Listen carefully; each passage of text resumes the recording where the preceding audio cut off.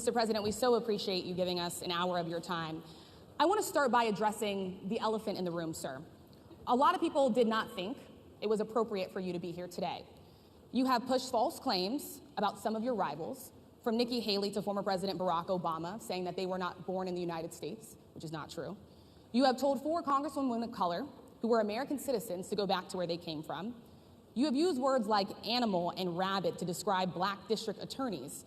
You've attacked black journalists, calling them a loser, saying the questions that they ask are, quote, stupid and racist. You've had dinner with a white supremacist at your Mar-a-Lago resort.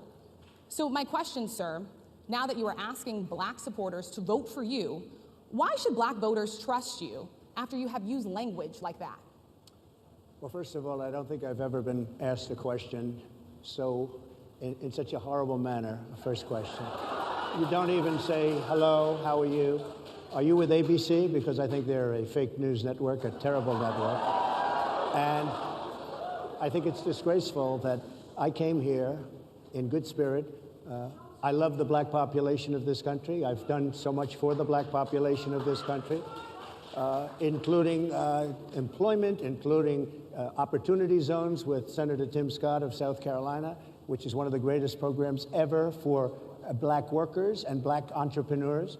I've done so much, and and I say this, historically black colleges and universities were out of money, they were stone cold broke, and I saved them, and I gave them long-term financing, and nobody else was doing it. I think it's a very rude introduction. I don't know exactly why you would do something like that, and let me go a step further. I was invited here, and I was told my opponent, whether it was Biden or Kamala, I was told my opponent was going to be here. It turned out my opponent isn't here. You invited me under false pretense. And then you said, you can't do it with Zoom. Well, where's Zoom? She's going to do it with Zoom, and she's not coming.